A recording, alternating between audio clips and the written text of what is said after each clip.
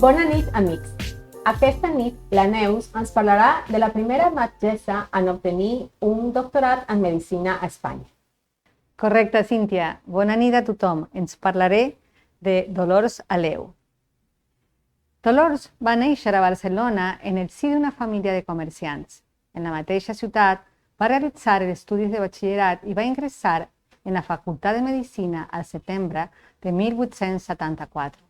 Un any després de cursar totes les assignatures en 1879, va sol·licitar el permís corresponent per a realitzar l'examen de grau de llicenciat que li va ser concedit 2 anys després a causa de les reticències dels alts estaments universitaris i governamentals a admetre de la presència femenina en l'àmbit universitari. Obtinguda l'autorització juntament amb una altra pionera de la medicina, Martina Castells, va superar els exàmens els dies 19 i 20 d'abril de 1882, amb el grau d'excel·lent. Durant la carrera, els seus mentors, els doctors Joan Giné i Partegàs i Nicolás Oms, va seguir després estudis de doctorat a Madrid, on va llegir la seva tesi de la necessitat d'encaminar per nova senda l'educació higiènic-moral de la dona el 6 d'octubre de 1882, per la qual cosa va ser la primera catalana a obtenir el doctorat en medicina. Després de doctorar-se, va ser professora en l'Acadèmia per a la Il·lustració de la Dona, on ensenyava higiene domèstica i des d'on va exercir un important paper en favor dels drets de la dona, al mateix temps que va exercir com a metge fins a la seva defunció en 1913. Va contraure matrimoni amb Camilo Pujàs. El matrimoni va tenir 2 fills. El més jove, Camil, seguia els passos de la seva mare en la Facultat de Medicina, quan va morir víctima de la tuberculosi.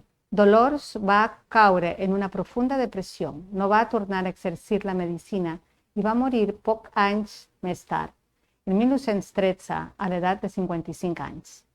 Feia apenas 3 anys que el rei Alfons XIII havia reconegut oficialment el dret de les dones a assistir a la universitat, una barrera que la perseverança i l'ambició de Dolors Aleu havien superat més de 3 dècades abans. Hi ha una obra en la qual aquesta metgessa catalana va contribuir a millorar la qualitat de vida de les dones. Aquesta va ser la seva tesi doctorat publicada en 1883, de la necessitat d'encaminar per nova senda l'educació higiènic-moral de la dona. En ella posa els seus coneixements científics al servei de la salut femenina, posada en risc, en aquest cas, per les exigències estètiques. A més de convertir-se en la primera dona a aconseguir el grau de doctora, el text és una crítica a l'ús de la cotilla, una peça femenina que, segons les evidències mèdiques que Aleu presentava, oprimia el tòrax, dificultava la respiració i la circulació i podria causar desmais.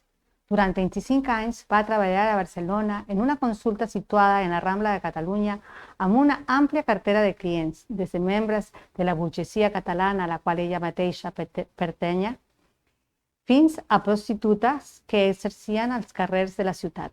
Es va especialitzar en ginecologia i pediatria i mai li va faltar el treball. Gràcies, Neus. Un plaer, Cíntia. Fins el proper diumenge.